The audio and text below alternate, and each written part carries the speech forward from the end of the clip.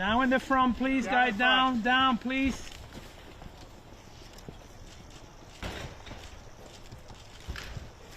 Hello, everybody. Hello. Good evening. Well, I have just finished testifying. I answered every one of their questions as fully as I could, based on what I knew, and what I knew is what I said in my statement this morning. I never met Jeffrey Epstein, never had any connection or communication with him. I knew Ghislaine Maxwell casually as an acquaintance, but whatever they asked me, I did my very best to respond. It was disappointing that they refused to hold a public hearing, so I wouldn't have to be out here characterizing it for you. You could have seen it for yourself. We had asked for that. We think it would have been better for the committee and its efforts to gather whatever information they are seeking. We had a bit of a challenge in the beginning because we had agreed upon rules based on the fact it was going to be a closed hearing at their demand, and one of the members violated that rule, which was very upsetting because it suggested that they might violate other of our agreements. So we had to cease the hearing for a period of time until we could get assurances that no rules would be broken going forward, and we returned to answer questions repetitively, literally over and over again. I don't know how many times I had to say I did not know Jeffrey Epstein. I never went to his island. I never went to his homes. I never went to his offices. So it's on the record numerous times. It then got, at the end, quite unusual because I started being asked about UFOs and a series of questions about Pizzagate, one of the most vile, bogus conspiracy theories that was propagated on the internet, that was serving as the basis of a member's questions to me.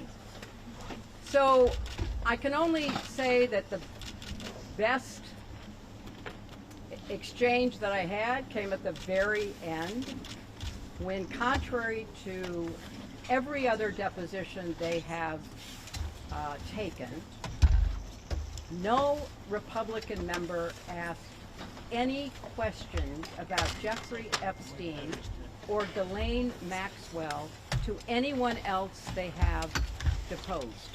And in fact, the Republican members didn't even show up for the deposition of Les Wexner. And when I said that, I had to point out that the only questions that any Republican member asked of any of the people they deposed was of former Attorney General Bill Barr, when Chairman Comer asked him about the allegations, in his view, about Russia's involvement in my election in 2016. So at the very end of this hearing, after I made that point, I want to commend Chairman Comer for raising a series of significant questions that I responded to about the nature of the investigation and the areas that I thought should be explored. So I appreciated that. I want to see the truth come out. So that was a reassuring way to end a very long, repetitive deposition. Secretary, you spoke in your opening remarks about how heartbroken you have been for the Epstein survivors as these files have come out. Can you talk to us a little bit about how you have processed and reacted to the fact that the former president, your husband, Bill Clinton, is referenced in the Epstein files numerous times, including in some photos featuring women. And how have you been personally preparing for the deposition that is coming tomorrow? Are you 100% confident that there isn't anything that the former president knows about Epstein's crimes? I am, and I think the chronology of the connection that he had with Epstein ended several years before anything about Epstein's criminal activities came to light, and that he was charged and sadly given a sweetheart deal, which, as I said in my statement, had that not happened, perhaps his predatory behavior could have been stopped earlier.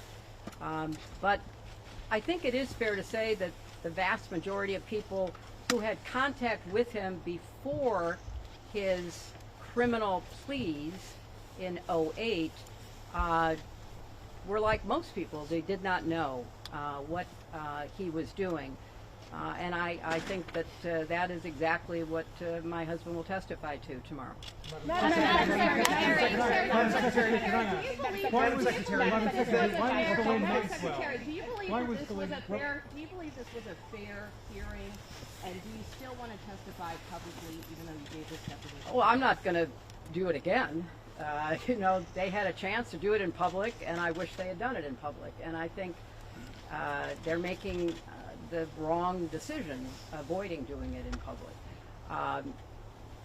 I thought it was very repetitive. I thought that they asked literally the same questions over and over again, which didn't seem to me to be very productive. And then, as I said, toward the end, you know, there were other questions that were totally off subject. So if they are going to fulfill their responsibilities to literally investigate the investigations, which is what they originally said was the scope of their work, I think they could have spent the day more productively. Madam Secretary, what was your reaction? Madam Secretary.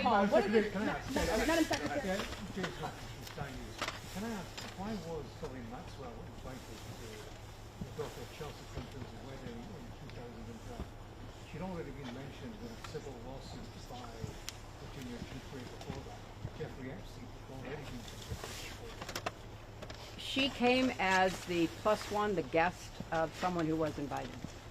Madam Secretary, could you tell us your reaction, please, to the photos of your husband in the hot tub and in the swimming pool? What message does it say that President Trump was I not don't called to know testify? when the video will be out. I don't know when the transcript will be out. We've asked that they be out as quickly as possible, and then you can see. Madam You can see Secretary, what was your everything. reaction Thank to your you. husband's photos in the hot tub? We heard from Bill Gates concerns about Epstein trying to blackmail him.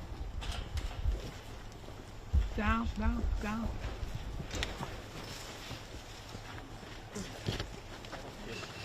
Very good.